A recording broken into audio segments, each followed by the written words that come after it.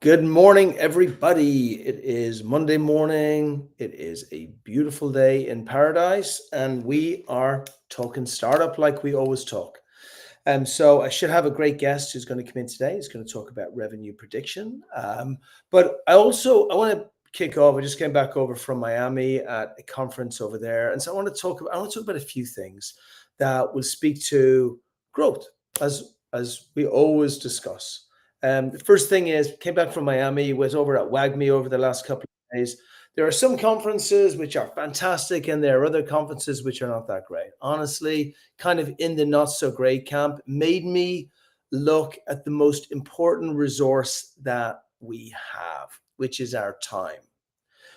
I don't know a single startup who at the very beginning doesn't believe that like I or you or they are not doing everything that can possibly be done to be able to drive sales, right?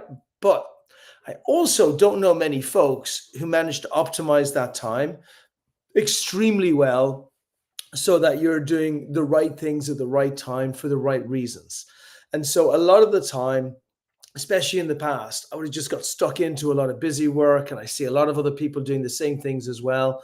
And this is not the year for that. This year, we all have to be hyper focused. So if a conference was not that valuable, then we have to question the next things that we're doing that are in that same line. And we have to measure everything that's coming through.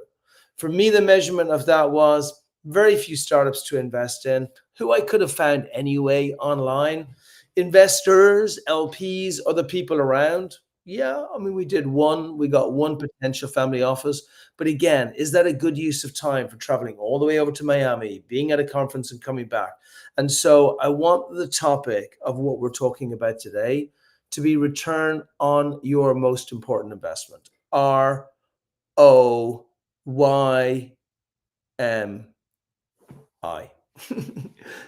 Right in there between ROI. Okay. Returning your most important investment, which is your time. Your time, your time, your time. We know that investment dollars from outside are squeezed if it's not for later stages. So I want you to look at, and as we go through this today and we speak with Collin and look at revenue generation and how are you going to get that from, and closing people and channels and where do you look from, I just want you to ask a question before you do absolutely everything. And that question is, number one, do I have any data? Actually, let's start from the end. What are my objectives, my financial objectives for this year that I'm telling investors about, and I'm doing that myself? Number two, have I looked at this activity before, and what have the results been versus the objectives that I know I need to achieve to get me to the place that I have to get to for the end of this year? And are there other competing time things that could possibly have a better impact on what I was looking at right now? And am I even giving myself the time to do that? Why do I keep focusing and saying this over and over and over again in multiple different ways?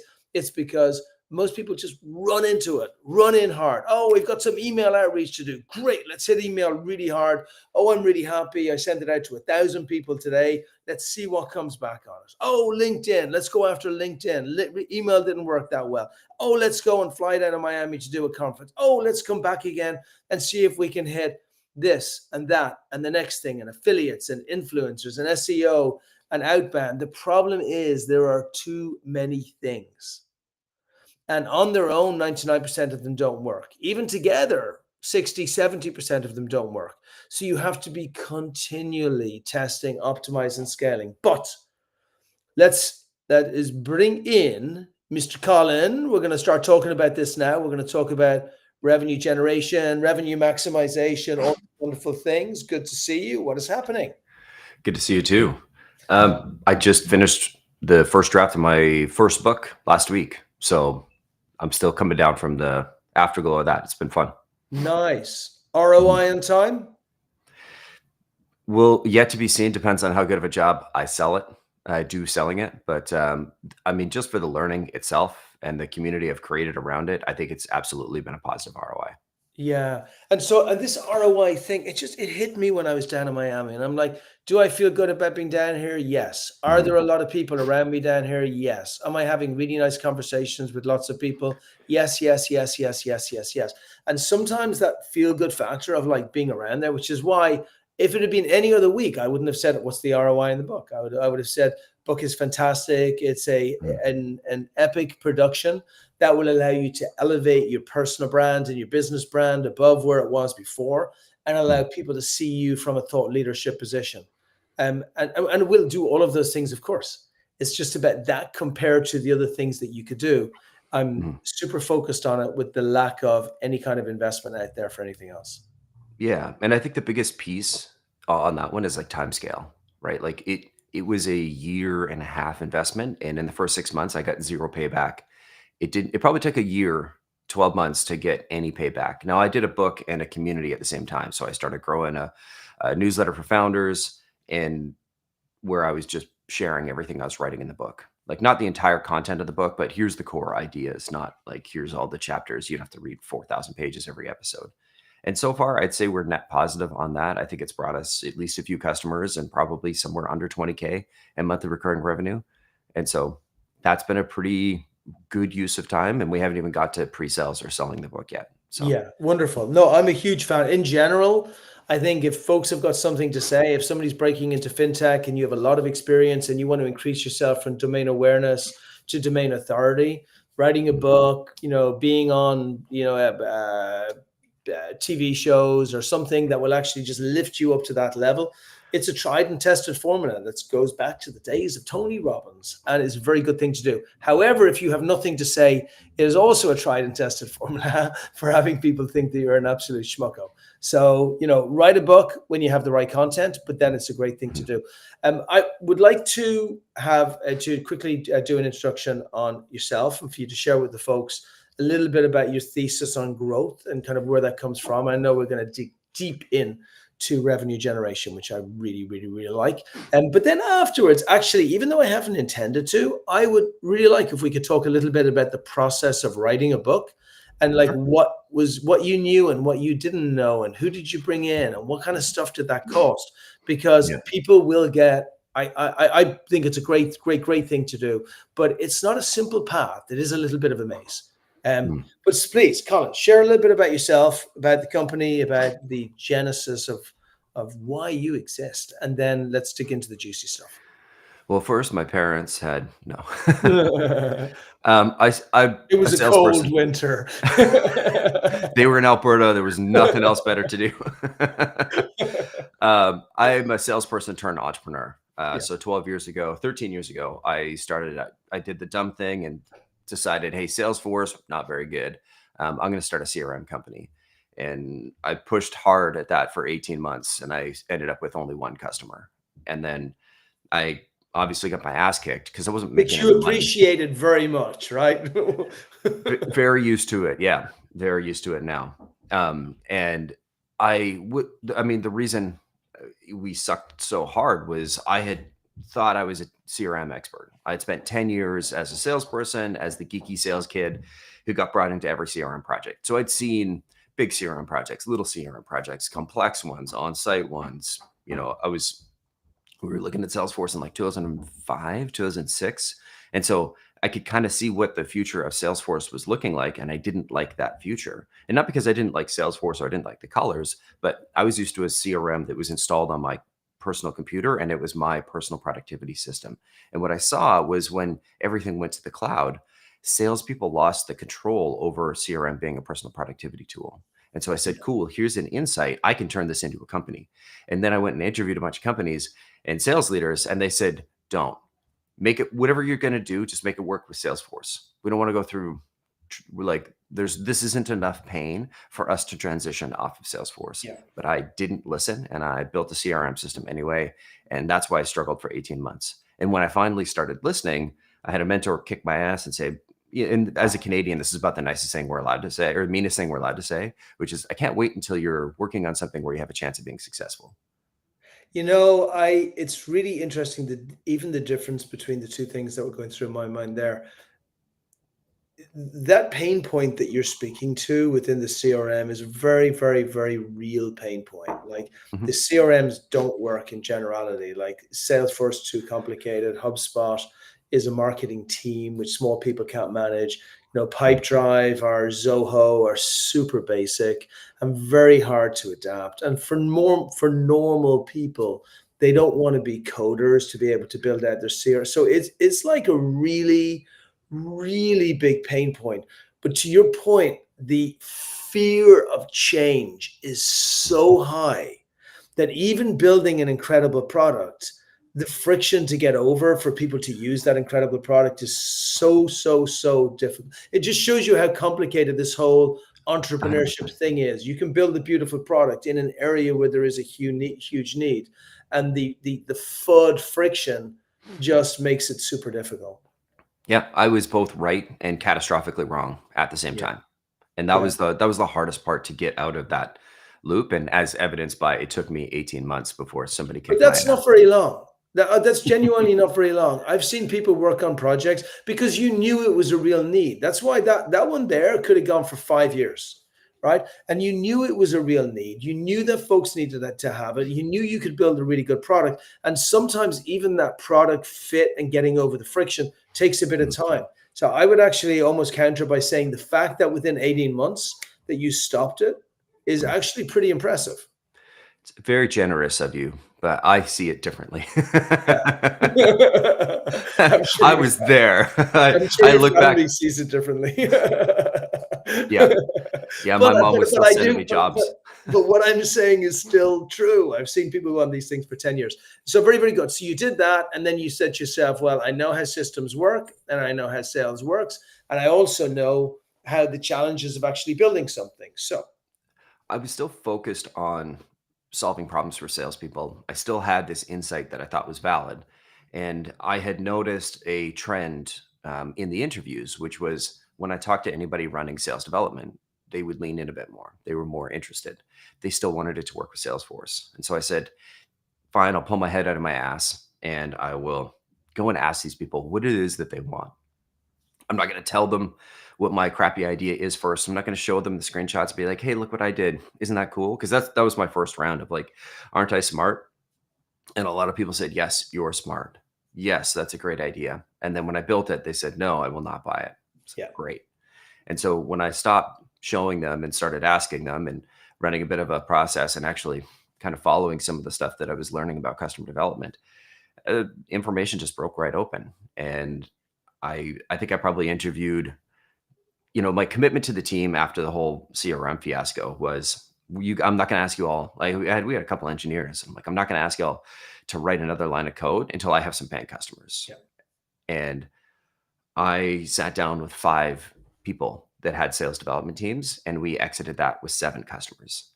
And what it was is I listened. 2, the insight was correct. I was just applying it to the everybody as opposed to this one little niche.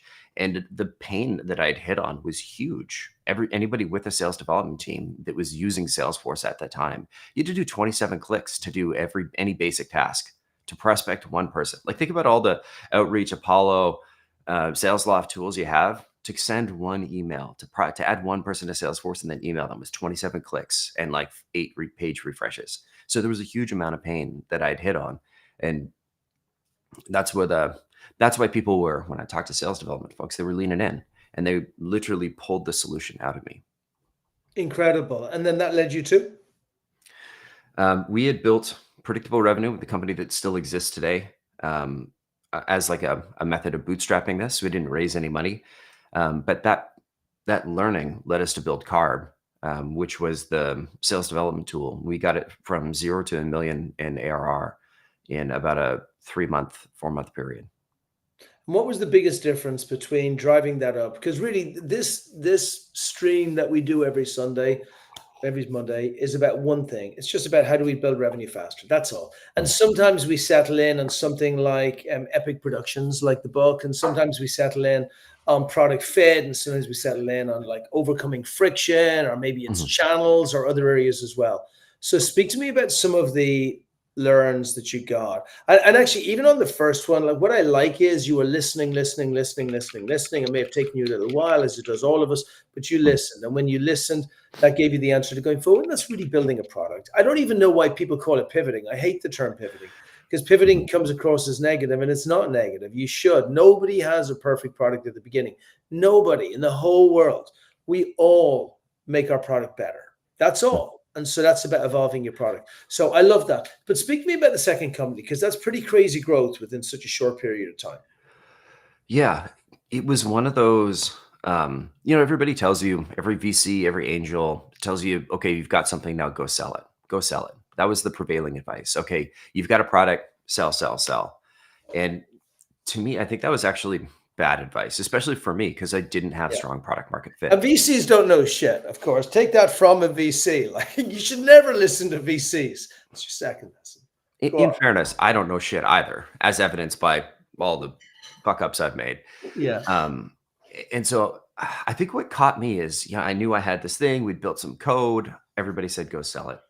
And I think what I learned from watching Top Gear is you go slow to go fast. Anytime you're going into a corner, if you're trying to go too fast through that corner, your lap time is going to be terrible because that's a Navy SEAL. That's actually that he actually stole that from the Navy SEALs, and the Navy SEALs is the whole slow is smooth and smooth is fast, and so it's very, very, very true. Actually, it applies to all of us, and I think there's a piece of truth on both sides of it. If you go too slow, then you're doomed, right? You're never going to make it there. But if you go too fast, I literally had this conversation this morning where we were running so fast that a very simple system that would have been predictably easy to build, we didn't build.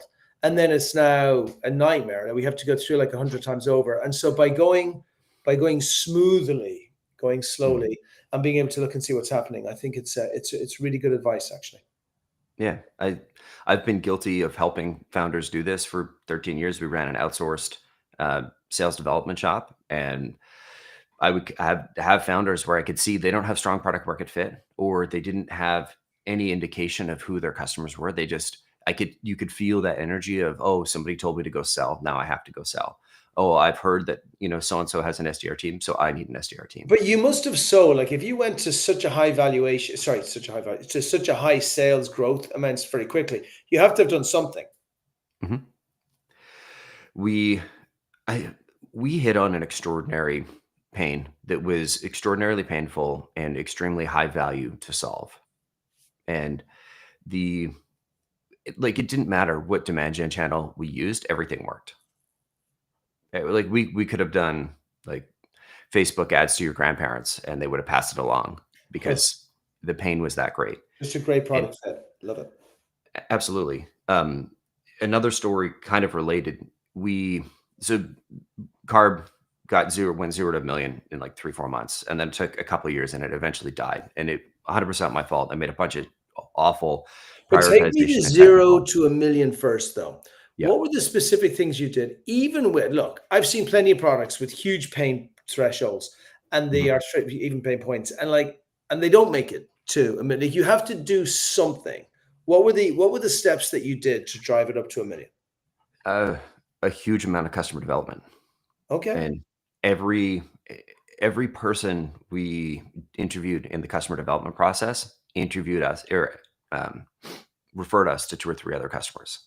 But break that down for me, because 3 months is a tiny period of time. So first of all, you didn't have any customers at the beginning, so you're just starting. What did you specifically do? What did a Monday look like, a Tuesday look like, a Thursday? Because everybody is just looking at this to find that out. They're saying, hey, Brian, we have like 45 minutes on a Monday morning. Give me gold. Give me something that's going to help me be able to break through myself. It was the work that we put in ahead of time to interview folks, to find the right persona, to find the right pain. And it was like just suddenly a crack in the iceberg where nothing was working. And then once we started asking folks about, hey, does your sales development team like really struggle with getting volume out? Then everybody was suddenly knocking down our door. I continued interviewing people, and this is the like, even while we had a product to sell, I was still reaching out to folks. Hey, can I pick your brain? Can I interview people? And partway through the interview, they're leaning in. They're like, wait, are you actually working on like solving this? I'm like, yeah, but I'll get to the end. Let me just, can I ask you the questions first so I can really understand? And I kept turning that customer development crank over and over and over. And every customer person I added into that funnel turned into like 2 or 3 customers. And so from a revenue perspective of like, was there a secret channel for us? I don't really think so. I was using outbound to book the customer development meetings, but I was interviewing people. And then every person maybe not everybody, but almost everybody I interviewed that had the pain turned into a customer themselves. And then that customer would refer us to 2 or 3 other customers. The word of mouth was just insane. Okay. And so that is the big insight here, right? That by being able to develop your customers properly and create the right relationships with them, actually, it's maybe one of the best sales channels there is, if not the best sales channel. And it allowed me to, by staying in customer development, it allowed me to continue learning, to continue asking questions. Because there's something about your product, your idea, your hypothesis that when you're still in the customer development phase, you're not as locked in. You haven't cemented everything, into stone. You're not doing absolutely X, Y, and Z. You're still leaving yourself open, right? When you jump into a sales process, you need to have, the pain, the problem, the persona dialed in, and you need to speak, ask questions, and lead a conversation specifically around those 3 things. When you're doing customer development, it lets you leave it wide open. So you can ask anything, you can take it any direction, which allows you to stay in that learning mode. And we were able to stay in that learning mode and understand that it wasn't just about sending emails. It was about what happens after somebody sends an email. And how are SDRs doing that? And that brought us from this tool that was just going to be a huge email weapon to, yes, a tool that was an email weapon, but also a tool that stuck with the SDRs and helped them answer their emails and not forget about things without having to go into the CRM. Because we actually found that was, once you solved the first problem, the second order consequences, third order consequences was that an SDR would have all these conversations in their inbox that were really hard to follow up on because you weren't going to go enter them into Salesforce yet. Everybody that you replied to, and then you weren't going to have a task. You weren't going to create another subsequence. You didn't want to automate the crap out of them. You wanted to follow up manually, but that was really hard to do in your Gmail. And so by continuing to use this process to ask people questions to learn, we didn't lock ourselves into like a specific thing, and it allowed us to kind of go a little bit wider. So as you're speaking now to startups or investors of startups, like the message is, look, by launching into a sale mode as an early stage founder, you're doing yourself a disservice. I find this really interesting, actually. You're doing yourself a disservice because what you have immediately is bias without basis. You don't know enough. You're pre-Series A, you don't have enough customers, you don't have enough feedback from those customers, and you're just trying to shove stuff down their throat. And the chances of actually being able to sell a lot of these people with, by the way, an inferior product, which has not been developed enough to find out what the customer really thinks. By doing this, you may win, but like you got to be real lucky. Like your strategy needs to be luck. And you're saying it is far better to form a development mindset, which is to really understand the customer and the prospect and about what they need and what they want. So rather than maybe spending 5% or 10% on the call doing like a very basic fact find, you're saying spend way more time on actually really trying to understand where their pain points are and far less time on trying to sell whatever you're selling. Because it will help you develop the product that is going to be the killer product that's going to win, not the existing product, which is just the indicative product that you're just starting out with. Yeah, and that's a really good question and a really good framing, because if I would have jumped at the first pain, at the first opportunity that I saw and jumped into sales mode, I would have just built an email weapon. I would have just built something. The pain I heard was our SDRs take too long to do stuff in Salesforce. And what they want to do is send 100 emails a day, 50 emails a day. And that takes them 4 hours of clicking in Salesforce and 2 hours of sourcing data on Google. And so if you're an entrepreneur and you're like, cool, that's all I'm going to solve for, this is a big cold email weapon where all you're going to build is just something that helps you send. But I kept doing customer development, even though I had a process for laddering people in my customer development process into a sales process. Eventually, I didn't just ask them questions and then ignore them. But because I kept asking questions, I kept looking for that really strong pain. I was looking for something where you kind of push down on the trampoline and all the balls run into the center, and that was Yeah. sort of like the customer. I Oh, had I put love that. I actually love that analogy. That's so true. the Yeah. first pain point was probably like 1 or 2 fingers worth of pressure, and there Yeah. were some balls rolling towards me, but when Yeah. I started solving the second piece, where we were helping SDRs follow up on their conversations and not let anything slip through the cracks, that's when, like, an elephant stepped on the trampoline and just everything rolled towards us, and that's suddenly what it felt like. I was pushing a big rock up a hill, and, like, if I went on holidays, if I didn't work on a Saturday, the rock would roll back, and I'd wake up Monday morning and be, like, half on my body, and it was crushing me.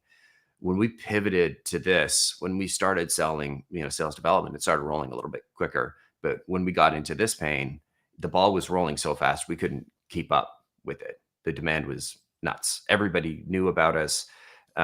Customers were just coming in the door. So I'd love to say that there was a secret channel and that, I mean, technically it was inbound. And yes, Aaron had a huge list and that helped. But the majority of customers, the referral source was another customer. Amazing. It's so simple, right? Mhm. There's no code, there's no no techniques, there's no like switching of domains and like there's none of the hard stuff. There's Mhm. just the really hard stuff, which is also the really simple stuff, which is to put our own egos aside and pretend that we don't believe that this tiny little insignificant thing we're kicking off with is the most important piece. I actually really, really love the simplicity of this. What kind of questions would you? So maybe we should take an example that people would understand. Mhm. Let's take a few. Let's look at like a sequence of how we would do it. Like first of all, actually, before we even get into this, how much time? If I'm breaking it down very basically on amount of time selling and not caring what you say, stroke amount of time that I'm purely listening to you. What did that look Mhm. like? So I gotta before I answer that, do you mind if I just add a caveat that this Mhm. was 2013 when all this was happening. So the amount of unsolved problems in the world was a lot greater, and the desire for SaaS software was a lot greater. It's harder now. Back then, if I found the same pain today, I'd need to turn the crank a little bit harder. And Yeah. I've noticed that I've ran this process again for myself. I'm running it again on the side for a side project, and it's harder to turn the crank now. So I don't want to give the impression that once you find this magical thing today, that all of a sudden you're going to have $1 million in ARR. Like, that's unrealistic for me to set that expectation. It happened to me because of the circumstances. I still think what I learned is applicable here. You just got to turn the crank a little bit harder. You got to work a It's little a bit harder for the great referrals. process. Like you're really talking about like the greats in sales before have Mhm. always approached it from the perspective of listen to the customer. You're just taking it one step further. You're saying Yeah. listen to the customer with a view to actually building out a product in the future that they will really need. But that's a very fundamental mind shift. And like we as salespeople or business development people find this very Mhm. hard. Also, the other piece of like building a unicorn and getting a company worth a couple of $100 million is that it's like a car engine. There's like 400 pieces in the engine. We don't know. We can have the most perfect questioning and everything, but if the product isn't perfect, well, it's probably not going to make it. If the Mhm. messaging is wrong, well, probably not going to get the message through. If we don't outbound enough, well, we probably didn't get it to enough people, right? And so all of these people, like what I'm hearing, and I hope anybody else out there with like half a brain is hearing, is like, this is not to replace. This is the underbelly of how you approach pre-seed and seed. Mhm. And you do it from the perspective of what I have is probably not great. Hopefully, a couple of people will come in and they will tell me enough information to go forward. But I'm going to ask all of that in advance so I can try and get the yes. So please, I totally hear what you're saying, but share with us a little bit about like the breakdowns of the percentages and also maybe questions you ask. For sure. I think the biggest thing that I struggled with and that a lot of people struggle with is they see customer development and sales as two separate roles. And you put your university researcher hat and glasses on, you go, I'm looking for a problem, right? And then you find the problem, you pass it off to your engineering team, they go build something. And Yeah, then you put your salesperson hat and your tie on and you go, okay, now I'm going to sell it. And what I did differently was like those two folks were the same people. And I wasn't just learning, I was learning, but I had a process to move people from one step to the next step to the next step. My customer development process was a funnel. I started with exploratory customer development interviews where I was doing the typical, like, hey, if I could solve any problem for you, set the context. I was looking for a pain. I was looking for a I was looking for people that shared pain, and I was looking for a really big, really valuable pain. Once I found something, I wanted to confirm it. And so I moved to focused customer development interviews. This is where my focus was a little bit more narrow. So like I found the sales development productivity workflow piece. And then when I switched, I instead of saying talking to sales leaders about like, hey, let's talk about anything, I would lead them with, okay, let's talk about your sales development process. And I want to specifically talk about your productivity. Like, what are you happy with? What are the tools you're using? How are you doing that? And I wasn't jumping into like, this is what I do, but I was narrowing in on, let's focus here. And what I was doing is confirming that what I found was a pain that was shared amongst a bunch of people with the same job title, with the same types of team, with the same persona, and that the pain was valuable enough to invest in solving. Because I didn't want to do another voltage CRM where I built this thing that nobody was going to buy. And so I wanted to confirm that one, there's lots of them. Two, it's really painful. Three, it's costing companies money.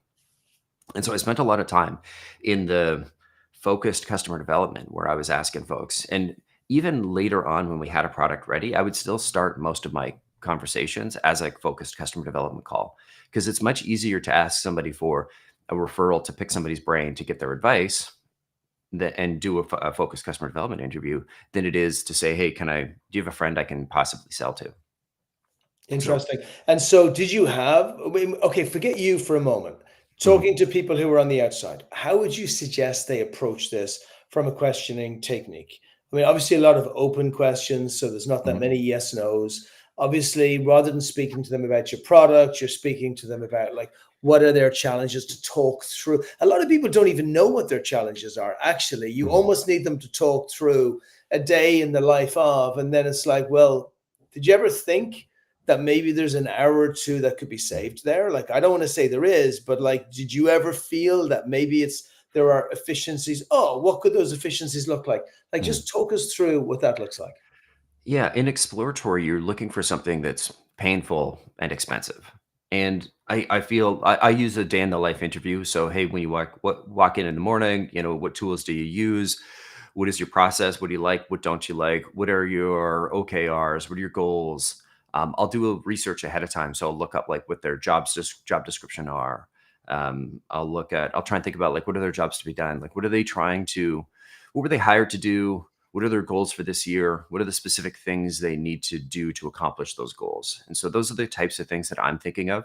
And then in the interview, I'm trying to understand and ask questions that will lead them to tell me those things. So I can't ask, hey, what are your jobs to be done? But I can ask, what tools do you use? What do you like? What are your goals for the year? How are you progressing against those goals? How do you feel about the progress you're making there? And I use these questions to kind of lead them in the direction of where I think my insight is. And then I'll kind of ask the question, hey, if I could solve any problem for you. But that's pretty standard stuff. I got this from it's Dan Olson's book. I think it's Lean Product Development or Hmm. the Lean Customer Development, the Lean Customer Development Playbook.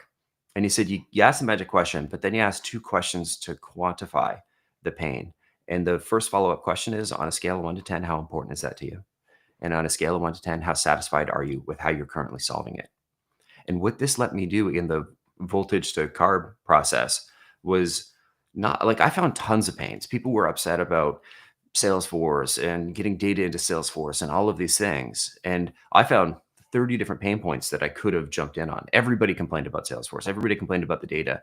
But I was able to sift through and find the most valuable pain because I was asking these questions, because I wasn't jumping at the first thing that came top to mind. I was letting them dig and I was kind of being I don't know, product therapist and just, oh, tell me about that. Why didn't you like that? What didn't you like about this? How do you try and find products like that? Okay. And what was your process there? I really got to understand a true day in the life. But then when I got to if I could solve any problem for you, I, it, by asking those like important satisfaction questions, it put them to a decision. Like, is this really the most important thing? And just asking those questions, one, it'll enable me to quantify, but two, it also got the users thinking about, is this really the top pain? And so that helped me go transcribe my interviews, put them into a spreadsheet, and then compare all the pains. Yeah, I'm going to add one extra piece in here, which is that I don't think customers have a clue of what their really major problems are. I think they have all kinds of false positives and negatives, and they think because they're in the weeds. We're all in the weeds. It's like somebody saying, "You think you guys are a great VC and accelerator?" Oh, I think so, but we're too close. We're too inside of it. Or do you think you have a great product? Well, yes, because I've grown this thing here, but they're not proper criteria to work from it. And so, but we're in a good position because if we understand the current product that we have, so I'll give you a super example. One of our companies, eBombo, are in the HR space. And because we're in the HR, building a super app for HR. What does that mean? It means nothing and it means everything. But to customers, the only thing it means is we're trying to build a competition to a Trinet or somebody who they're perfectly happy with. Exactly the same as the Salesforce situation. It fills them with terror, the thought that they might actually have to change from a pre-existing provider who's doing like a really good job for them, right? So by asking them, are you happy with your CRM? Are you happy with your thing? It doesn't answer the question. You almost have to go through, tell me about your employees. Tell me about how you pay them. Tell me about like how reliable that is. Tell me about like what training or other developments. Tell me about what they need. Where do they fall down? Where are they against targets? Why are they against targets there? And so that we can start to build that stuff. And in the case of eBombo, what they worked out was actually companies needed someone to do really good events for them internally. And they got their revenue up to like $3 or $4 million just based on the events that were coming through. And that doesn't mean it's the final product, but it meant it was a great Trojan horse to break in.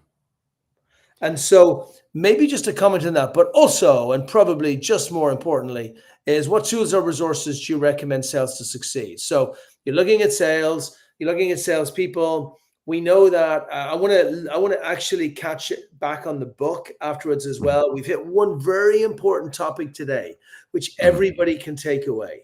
I will guarantee you, none of you are spending enough time trying to understand the people that you want to maximize revenue generation and transformative value from and to. You are not doing it enough. So look at your internal processes and your way that you're engaging with your customers. How many are prospects? How many are you engaging with them? How long are you engaging with them? What are you asking them? What does that look like? Is it 5% or 1% or 2% of your process, or is it 40%? And what kind of good insights are you getting from that? So, but on top of that, Collin, what about the tools, resources that you recommend just in sales in general to Pranav's point there? Yeah. I mean, the first tool I'm going to recommend is a spreadsheet. Take what you've learned in that process and put it into a spreadsheet. And if you're asking the right questions, it'll be fairly obvious what your persona is, what your, where you need to focus. There's two other steps to the customer development process, and it's paper feedback and MVP feedback, where you're still doing the feedback cycle. I've got a blog post I can send about it. It gets pretty detailed, but so I can kind of share a blog post that walks through the whole funnel. But the last thing I'd add on that, and as it relates to tools, is I feel like so many people jump right to tools. What are the best tools? Yeah. Ask the people you're interviewing how they buy things, where they find things. This is the best information that you can gather. Don't ask me what the best tools are. I'll tell you what my tools are, but it won't matter because your customers are going to buy in a different spot. Your customers are hanging out in a different place. And so I like Apollo, I like Clay, I like Expandy. I'm really good at using the three of them, but that doesn't necessarily translate to, somebody on the internet. I don't know anything about your customer base. I could, in 5 minutes, have a chat with somebody and be like, you know what, you need to go in quite the opposite direction. But the best advice I could leave you with is go ask your customers as you're doing these customer development interviews and you're asking about the pain, the solutions. Ask them, where do you typically buy products like this? And then the last time you bought something like this, where did you find it? What did that look like? What was the process? Did you ask around for referrals? Did you go Googling? Did you ask a friend? Did you go in a community? Your customers would tell you where you need to find them. And if they're not, ask them for advice on how to find more of them. I just used this in a customer development interview the other day, and the guy showed me 5 different communities where I can go and reach out to leadership and use those to book customer development interviews. And so the greatest tool is the question. Ask the people that you're interviewing, how do I find more folks like you? Where do you typically buy these things? And they'll tell you what tools you'll need and what channels you'll need to be good at. Yeah, very powerful. And got a comment in from Divya on LinkedIn. How much psychology and negotiation skills really matter in sales, or just had to be listened to customers over? Okay, I'm going to say this a little bit better. How much psychology and negotiation skills really matter in sales, or just had to listening to customers overcome that? Yeah. Look, again, I'll throw something. It's kind of hard to work with that totally, but like for me, there's like 3 types of people. There's the great majority who just want to sell shit. Like that's all they want to do all day, every day. They have no interest in trying to find out what people's real lives are, because it's really, really, really hard to do that. Then there's a second group of people who are the people who have read all of the good sales books. I got so many. I'm just looking. I got so many great sales books here. From one of my favorites, I really like. Actually, I can't see it from behind, but it's called The Go-Giver, which is a little story about a powerful business idea, which is really all about paying it forward as a sales tactic. So you get a smaller group of people who are like me, and we have our books and we know our stuff, and we understand everything from empathy to emotional resonance to emotional IQ to EQ rather than we understand all those things, right? And we know that all these books all say to us, listen. But then there's this final group, which is a teeny weeny little group. And this is the group that you are from and you are speaking to, who are the people who are trying to seek to understand before being understood. Absolutely. And it's very different, right, from that second group. Because I think when I started my sales career, I was the read every sales book guy. I have a library here of tons of books. And I used to think there was this magic trick where if I learned the right NLP phrase, I could convince people to buy. Or if you crossed your legs in the same way that they crossed their legs. Or I mirrored them.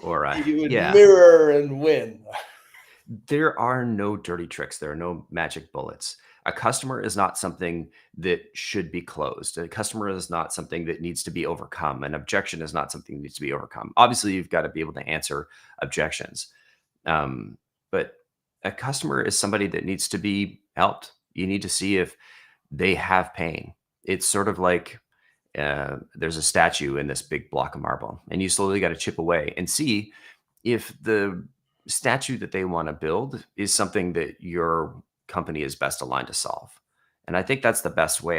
That's the way I look at it. Is anytime I have a conversation, a sales conversation, if I genuinely believe that they're doing the wrong thing by buying our services, I will tell them.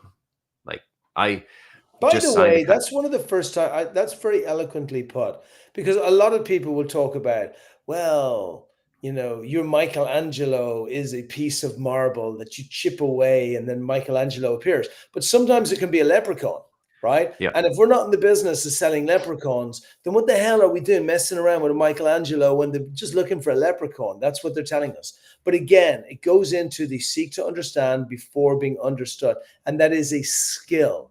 And it is a skill not just of listening, it's a skill of actually looking to understand what is the best possible solution for the customers. And then it leads one of 3 ways, right? Maybe the initial thing we have is the perfect solution and we go, wow.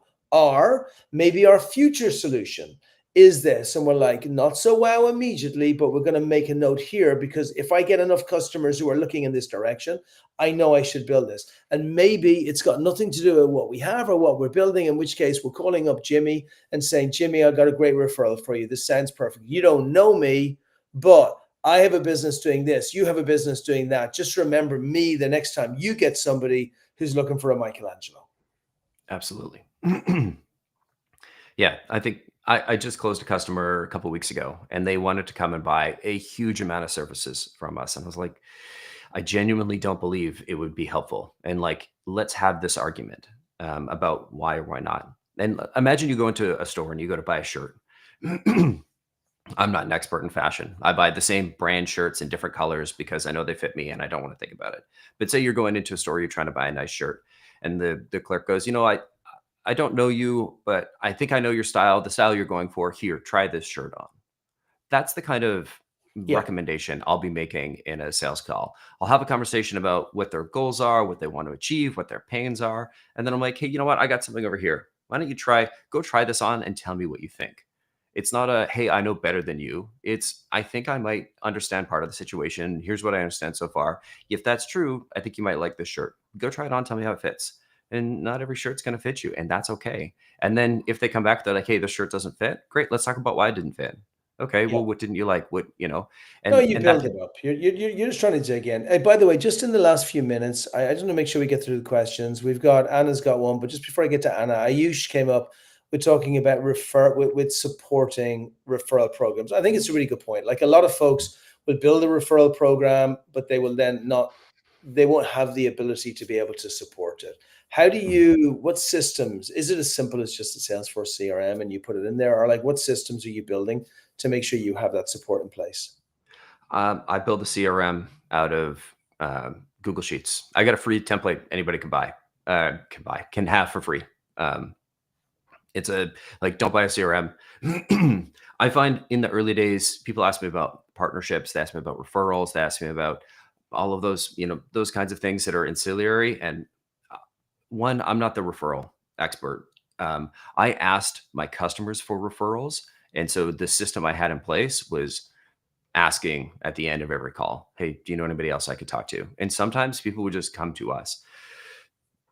And so tracking those folks, I used a CRM. Anybody that I was introduced to, add another line in the CRM. And really all you need is like the name of the company, the name of the person, what is my next action, and when am I going to do that next action? And then just sort by your next action date. And if you keep everything up to date, like that's all you really need. And I'll just throw in there in the back end, I love the old stuff. Somebody sends a thank you note, like something like this, which you can't see, but it says thank you. You can't see it. Mhm. Those things are gold. You know why? Because maybe I get one a year. You know how many emails I get a day? A lot. You know how much I care about emails? Not so much. And Mhm. actually, on this one here, this actually came. It's really funny. I've got a few of them up here, but like this one here came from an attorney. It's like I was recently thinking of you, and it reminded me of the greatest support you've provided over the years. Thank you again for your referrals. I would love to believe that I thanked you right away, but I'm worried I didn't. I don't think I've taken the time to thank you again. I don't want someone who refers a new client to me to feel overlooked. So I want to thank you for trusting me to help those you know and care about. Hmm. That's Boom. pretty kind. That's That's great. friggin' badass, right? Thank you once. Thank you twice. Thank you three times. Thank you four times. Thank you five times. And trusting. Beautiful, right? Hmm. How long does it take to do this? Not very long. If you have a system, how many people do it? Nobody does it. Am I going to send stuff over to other attorneys when somebody does this? Like, no, because I think this person and I have just formed a special bond. So look, there's 100 different systems that you can build around in there, but build a damn system whereby you're asking people for referrals. We're moving slightly away from the customer engagement, but we're also kind of not. Because if Mhm. you treat your prospects and customers properly, they will give you these. Katja said best sales calls are when the sales rep founder barely talk. Yeah. It's just knowing when to talk. You can, I'm guessing, Colin, you can talk a lot, but you just have to know when to talk, right? I could talk for infinity. The hard part is I'll try and ask questions to know which 2 minutes of text should I talk about. And like I'll add a note that in the early days of closing and selling carb, the we didn't have there was like a week where we didn't have a demo server. We pushed a big update and things weren't broken. But I was still closing customers. And people were asking, "Oh, do you have a demo?" And I wouldn't show them the demo because I would turn to them and say, "Hey, listen, the I didn't have a demo that particular week, but I used this line." And then I ended up keep continuing using this line because I was selling to the VP of sales, the director of sales development. And my question to them was, you're gonna find out in a week or not if this works. When I give it to your team, they'll tell you yes or no, this works. So if what I said is true and the pain, you have that pain, does it really matter what color it is? Right? If you have the pain, My product solves the pain, and you'll be able to validate that with a quick couple of day test. Do you really want to see a demo of like me walking you through all the things, or do you just want to get in and try it? Yeah. And A lot because of time people want to see demos so they can say no. Because yeah, they've gone through the process and they've done it. Like genuinely, most people make a decision pretty much straight away. The more we show them and go through with them is just going to reinforce to them how that decision was maybe not the right decision, or they get busy, or they don't do stuff. We have to like literally place the baby in the cradle. and this is why we don't lead with our demo, right? Like this is why you ask 98% of the questions first, and then you save the demo for last. It's the icing on the cake that you only show to the people that are interested, that actually want the thing. The best thing you can do is ask questions in the early part of the interview or your meeting to find out that this person isn't actually going to buy, isn't actually interested, so that you can end the call and say, hey, listen, my recommendation is for us to get off this call because it doesn't sound like you have pain that needs to be solved. Is that fair? And some people will say, yes, thank you. You saved me 15 minutes. Some people will say, no, you misread. Let me tell you why I'm a good fit for your solution. And then, like, there's nothing better than a customer telling you why, or a potential customer telling you why they're a good fit for your solution. Okay, cool. And then just look, final question here, and let's try and do it very briefly, just so we can give Rohit a bit of a feel. So, walk through on customer development as a founder when we often present customer hypothetical solutions. So, I wouldn't start with hypothetical. I would start with question. I would start with questions. And I think Rohit, where you're going is like, how do you figure out what the pieces of the puzzle are? Like, how do I figure out what particular features I'm going to need to build that? So first, I start in the exploratory customer development. I'm looking for a large pain, high importance, low satisfaction, and valuable, right? So if we solve this, it's worth a lot of money. Then, pardon me, I go to focused and I'm confirming that there are lots of folks that share this opinion. And so I'm trying to, I'm not going quite as wide. I'm going to go deep on this problem. Every time I do a customer development interview, I invite the person to the next step. And so from focused, the next step is paper feedback. And so what I'll ask them is, hey, do you mind if I, we're thinking about building something here. Do you mind if I, reach out in a couple of weeks and pick your brain on what we should build? And then the paper product, paper feedback session is you've mocked some stuff up, but you're not going to show. And the goal is to ask them, hey, our goal is to solve this. We want to solve this pain and have this impact on your organization. In order to do that, what features would we need to build? Now you're asking them. You don't have to come up with, you can guess and have some hypothetical demos, but you get them to tell you, and then you invite them to the next meeting where you've mocked some of those up, and then you're asking for their feedback on that. And if they say, yeah, this is great, that's exactly what we need, then that's your cue to invite them into a sales process. Say, great, that sounds awesome. It should be ready in XYZ time. When that's ready, would you be interested in using it? Okay, cool. Let's set up some time. We could talk about what the mechanics of that would look like, price, blah, blah, blah, blah, blah, blah, but that's another call. And this way you keep the sales piece of the process to the very, very end, and you only share it to those people that it's most relevant to, that really care about it, that have already leaned in and given you 4 meetings of their time. Well done, Colin. I love that. You're not supposed to guess. They're supposed to tell you. That's what he's saying. Okay, amazing. We'll do the book another time. This stuff is too important. Like, there is very serious next step takeaways from here. You go to your prospects, you go to your customers, you start really questioning yourself on the call. Am I finding out enough about what they really need, or am I trying to sell a product? Try and move as far as you can over to the side of finding out what they really need, and then continually monitor where you are. Incorporate referrals in there as well. You can use a number of different tactics. I love the gift cards, but there's 100 different things you could do. You could send somebody a Starbucks card to say you appreciate them. You could, and also you build it with other people who can give you referrals. Lots and lots and lots that you can do, but you have to be highly intentional. So get about this week. Go out there, find more referrals, thank more referrals, understand more referrals, what they're looking for, understand more customers, and take Colin's advice. Colin, how can people contact you before we go? And then you will be the final word. Right on. Hit me up on LinkedIn, or you can follow me. I've got the Predictable Revenue Founders Edition newsletter. I'll fire a link in the chat, or I can send it out to Brian and team, and they can shoot it out. If you want to follow my writing over the next while I get ready to publish this book. Wonderful. And your email was right in there. Thank you, my friends. Great, great, great information. Everybody go out there and make it so. Love it.